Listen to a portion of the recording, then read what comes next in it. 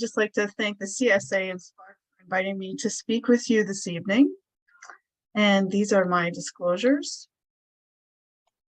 And so I'm going to be focusing on exercise this evening. Dr. Haroon did a great job in summarizing the pharmacological management, but balanced with that is the non-pharmacological management. So I'm going to review why exercise is so important, which exercises we should be thinking about, and how to start to engage in a regular exercise program. So if we look at the recently published guidelines for the management of axial spondyloarthritis, physiotherapy and exercise are strongly recommended for both active disease and stable disease. And this is for both ankylosing spondylitis and non-radiographic axial spondyloarthritis. And these treatment guidelines are echoed across the globe. So we see it through the American College of Rheumatology, the Canadian Rheumatology Association, SPARC, CSA, and we see these recommendations coming out of the European League Against Rheumatism. Now, it's important to understand that these guidelines are really based on science, and there's a lot of really good articles in science behind these recommendations around physiotherapy and exercise. So this is just a very small example of the different systematic reviews and meta-analyses that have been done to support exercise as a key cornerstone form of management for axial spondyloarthritis. And what we find from all these studies in terms of the effectiveness of exercise in axial spondyloarthritis is that it reduces pain, it improves stiffness, it improves sleep quality and spinal mobility, it affects strength, it improves cardiovascular fitness. Very importantly, it addresses mental health and well-being, it affects disease activity, and it improves function and quality of life. So knowing all of these important outcomes of exercise, how are we doing? How are people with axial spondyloarthritis actually engaging in exercise? So this was a review article from the Netherlands that was published about 2 years ago. And they broke down the different forms of exercise. So if we looked at mobility exercise or forms of stretching, about 43% of people with axial spondyloarthritis were engaged in a home stretching program. So that's about half. That's not bad.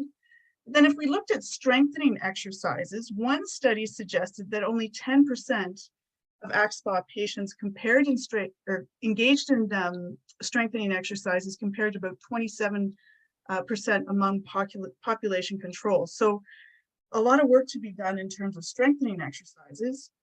And if we look at cardiorespiratory exercises, about a third of patients were engaging in vigorous physical activity at least 30 minutes, 2 to 3 times a week. So that in fact does meet physical activity guidelines. But again, it's only a third of patients that are actually engaging in that. So there's lots of room for improvement here. So what exercises should we really be thinking about? And so if some of you have been attending this talk over the years, you'll know that this particular slide, I always put this slide up because it is so important. This was a seminal paper that was published in 2011, and it was published through the American College of Sports Medicine. And what they did was a really comprehensive systematic review of all of the scientific literature looking at the impact of exercise in the general population. So it was very general, it was not disease specific, but what it did was really set the foundation in terms of what was required with respect to exercise in order to gain the physiological benefits of exercise. And we need to know that exercise, there's different exercises that target different body systems. And what they stated is a program of regular exercise that includes cardiorespiratory, resistance or strengthening, flexibility or stretching, and neuromotor exercise beyond activities of living to improve and maintain physical fitness and health is absolutely essential. And I kind of highlighted beyond activities of daily living because In order to gain those physiological benefits, exercise needs to be purposeful and it needs to meet specific metrics in terms of frequency, duration, and intensity. And so this seminal article went on to outline what the different frequency, intensity, and duration had to be for the different forms of exercise. And this is nicely outlined here. And in order to gain cardiorespiratory fitness or the physiological benefits of that, we need to be engaging in specific types of exercise that address this system 3 to 5 times a week for about 20 minutes to 60 minutes. And we'll get into intensity about this later on. Muscle strengthening 2 to 3 times a week, flexibility 2 to 3 times a week. And I would argue that for the axial spondyloarthritis population, that maybe for more disease-specific type of prescription, daily would probably be more appropriate. And then they also refer to neuromotor exercises, which is a specific form of strengthening that translates into function. And I'll give you some examples of that later on. The other key aspect of exercise is posture. And posture is really important because it acts as the foundation of function, but it's also extremely important when it comes to gaining maximal benefit from exercise. And so I was going to do a poll here, but I don't think we have enough time, but I'm going to give you the answer. So out of these 4 postures, A is considered the best posture, and we refer to this posture as axial extension. And if you take a plumb line and drop it sagittally across or down through the body, if you take a line that bisects the ear, the shoulder, the hip, the knee, and the ankle, this is considered optimal posture. And so this is what we're aiming towards. Not all of us are going to achieve this, but we want to optimize the posture that we have. We want to maintain the posture that we have. And we do that through appropriate exercise. I had to put this slide in because I have 3 children, and the oldest now has a phone, and it's driving me crazy because I'm always seeing him on his phone with his head forward. And as a physiotherapist, all we ever see is head forward posture. And so I just had to bring this up because it's so important. If you look at this person here at the front, their neck is actually at a neutral position. So this is considered proper posture. And if you look at the load that's going through the cervical spine, which is otherwise known as the neck, it's about 5 kilograms. So that's roughly 10 pounds. But it doesn't really look like he's gazing at his phone. Most people, when they look at their phone, are over on this side. And if we take a look, if somebody has their neck flexed at 45 degrees, looking at their phone, that's the equivalent of almost 50 pounds going through their cervical spine. So that's like a huge bowling ball being held by a chopstick or something to that effect. So it really is a lot of force going through the cervical spine. So just keep that in mind when you're looking at your phone. We also have to remember posture and function. So this includes if we're just sitting. So here, if we look at this lady with the X, obviously her head is in a much forward position, but in this position, she's again in that axial extension where the ear is bisecting the shoulder is bisecting the hip. She's got a nice little lumbar roll here to support her low back, and her feet are nice and flat on the floor. Similarly, when we're lifting or carrying items, we want to make sure that we maintain a straight back. Stand-up desks have really been a game changer because they really adhere to my 30-minute rule. So what is the 30-minute rule, you may be asking? So what this means is that we really should not be sustaining any posture, whether it's sitting, standing, for more than 30 minutes. So all that means is change your position. If it means simply standing up and sitting back down, that's all you need to do. And the sit-stand desk has really allowed people who were typically in a sedentary role, such as office work, to really adhere to this 30-minute rule. And here we have Maria Morales, who I think is on the call out there. So she is the Spark research manager, and here she is standing at her sit-stand desk. And this is one of our radiologists at the Toronto Western Hospital. Obviously, radiologists are in front of computers looking at images all day long, and he's got a sit-stand desk here. I think he's looking at somebody's lateral view of their lumbar spine there. So the next thing that I wanted to do was to really kind of touch on these different areas of exercise and get into a little bit more detail of what is required to achieve the physiological benefits of each of these different types of exercise. We're going to talk about stretching first. And as I mentioned earlier, in order to gain the physiological benefits of exercise, the American College of Sports Medicine suggests 2 to 3 times a week. However, I think given that stiffness is a significant symptom that's associated with spondylitis, most people actually prefer to do daily stretching. And when you're engaged in a regular stretching program, as you get into the posture or the stretch itself, it's really important to respect the pain. And what I mean by that is you don't want to reef on the stretch so that you're in a lot of discomfort. You may have some discomfort, but if we think of that pain level on a scale from 0 to 10, where 0 is no pain and 10 is very severe, you want to take it to about a 4 out of 10 in order to optimize that stretch. It should be slow and prolonged. You don't want to bounce when you're stretching. You want to hold it for about 20 seconds and don't forget to breathe.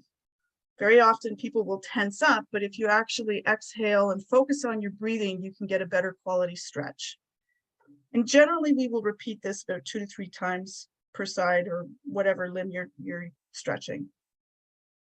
So here's some examples of some basic stretches, and I should mention that I will be sending sort of a summary sheet of these exercises to Jeff, and he will be able to distribute them to those who have registered for tonight's webinar. So this is a simple knees, single or double knees to chest stretch. Main thing here is that you're lying flat on your back. You can bring one knee into your chest at a time. This really works on your hip flexors and your knee flexors. One thing I want to point out here is that the opposite knee that's not coming into the chest remains in a bent knee position, and this really provides a lot of support of the low back. You can also do a double knees to chest as well. Extension in line, and again, this is a very simple stretch to do, but it can be very effective in terms of maintaining that posture of axial extension. So even though you're doing it in line, you're stretching the muscles in the shoulders and the hips that allow you to stand up tall.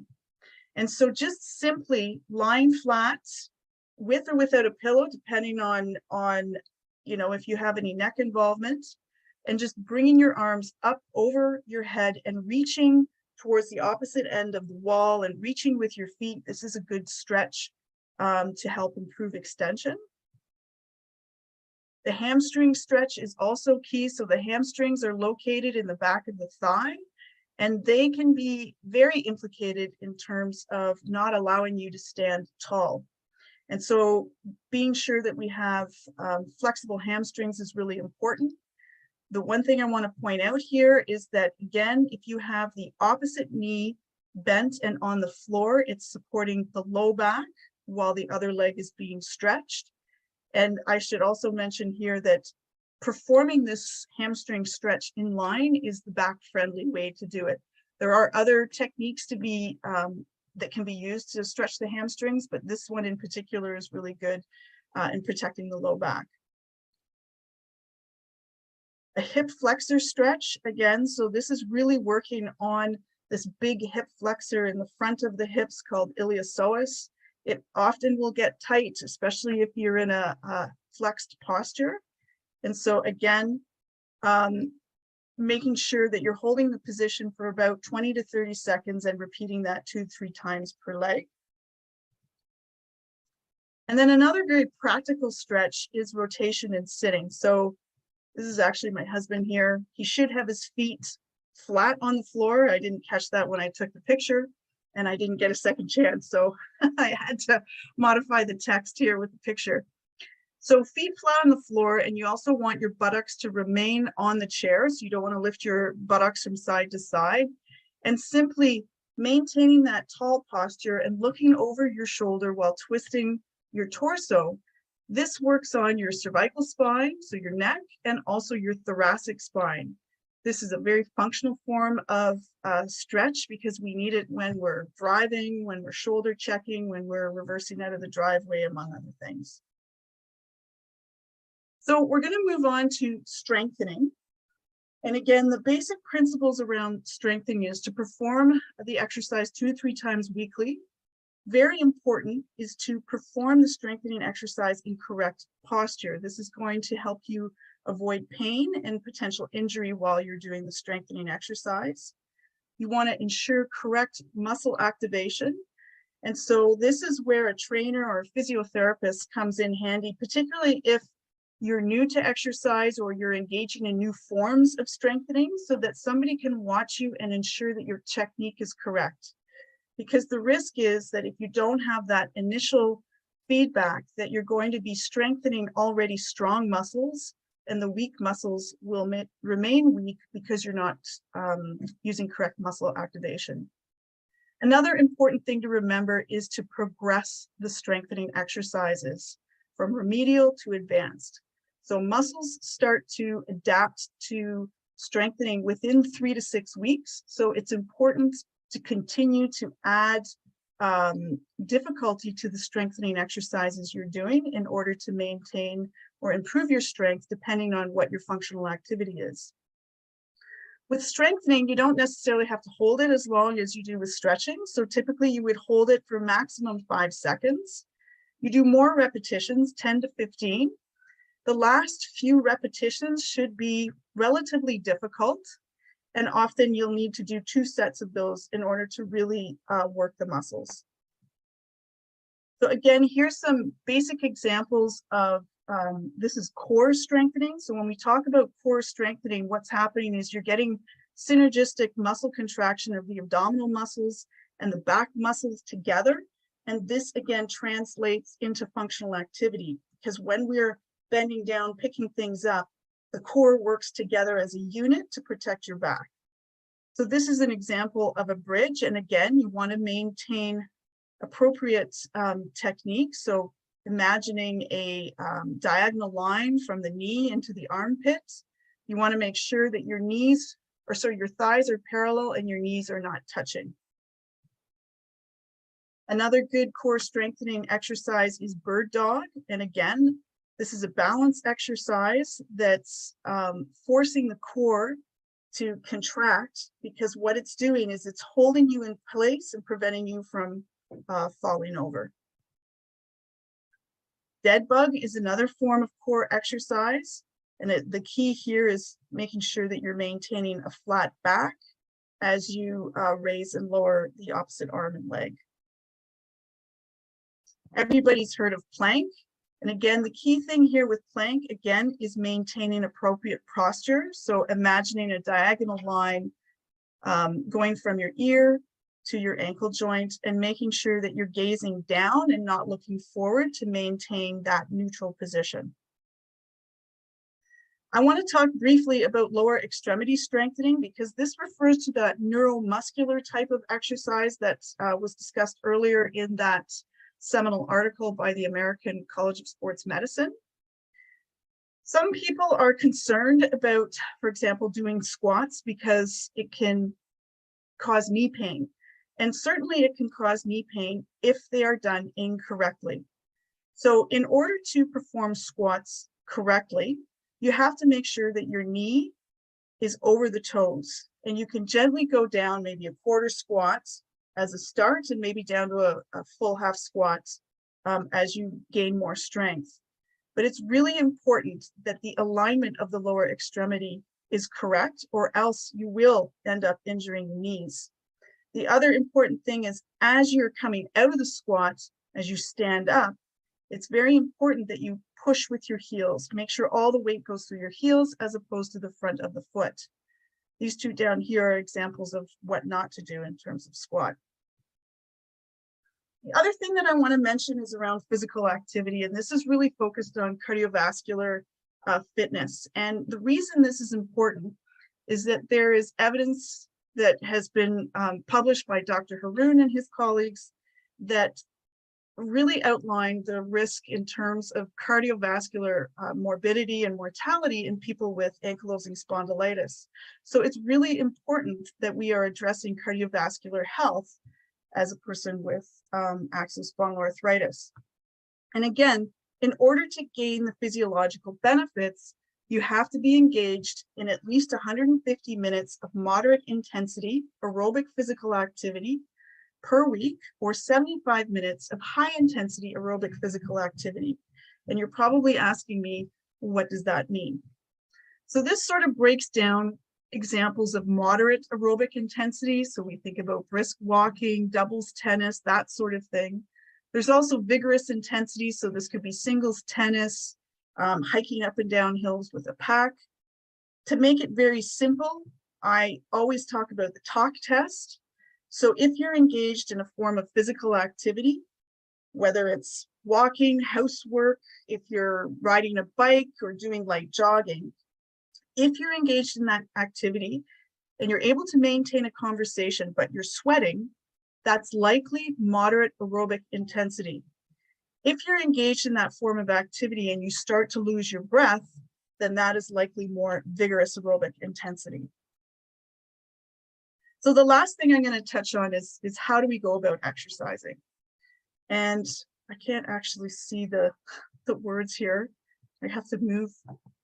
There we go.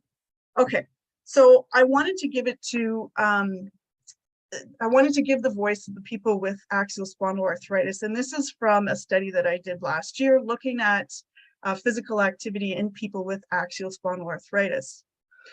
And in this study, we asked them, what is your, how do you go about physical activity? And one of the respondents and participants said, one of the things I found in my experience with physical activity was it took a while to see benefits, but after a while, it becomes part of your routine. It takes time and you have to make a habit of it. So what do we do in terms of getting started? So the first thing that I always recommend is pick something or pick an activity that you enjoy or you're interested in, something that you feel confident engaging in. The other thing you want to do is you want to develop SMART goals. So SMART goals are specific, measurable, achievable, realistic, and timed. So an example of this might be if you're wanting to start a walking program, you're going to say that you walk 3 days a week for 30 minutes for the next 4 weeks. So that is an example of a SMART goal. The other thing that is good is to engage a friend or tell a family member, somebody that is going to be there to support you, to encourage you, and that somebody you can be accountable to. It's really important to avoid boom-bust cycle. So this often happens with people who maybe have not exercised in a long time or have never exercised, and they decide, okay, I'm going to start running, and they go out and they run 10K for the first time. So what they're going to find is they're going to flare probably their spondylitis, but they're also going to be causing a lot of discomfort in their other joints and muscles because they're just simply not used to doing that type of activity. And so what ends up happening is they get into this cycle of overdoing it and then needing some period of recovery where they're inactive, and then they go for it again, and slowly they're sort of spiraling down in terms of their engagement in exercise. Instead, you want to very gradually start to increase your engagement in physical activity. And so we know that slow and steady wins the race, and really this is the best, most realistic, and most successful way to engage in regular exercise. There's lots of different forms of exercise out there. Pilates, yoga, Tai Chi, they have all been studied in axial spondyloarthritis and produce really good results with respect to mobility, pain control, disease activity. They're great forms of exercise because they combine the concept of appropriate posture, core strengthening, and flexibility. There's a lot of literature out there to support swimming and aquatherapy as a very effective form of exercise for people with axial spondyloarthritis.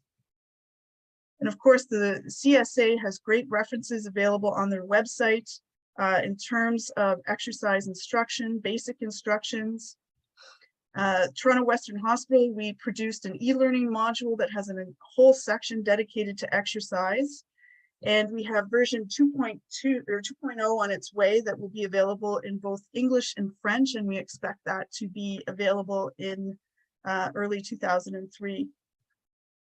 The Arthritis Society is also a very good resource in terms of exercise instruction.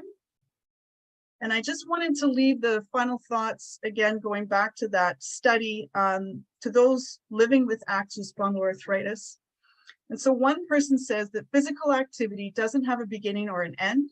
It's something where consistency is key, because if you're not consistent with it, your symptoms just end up winning. And I'll leave it there.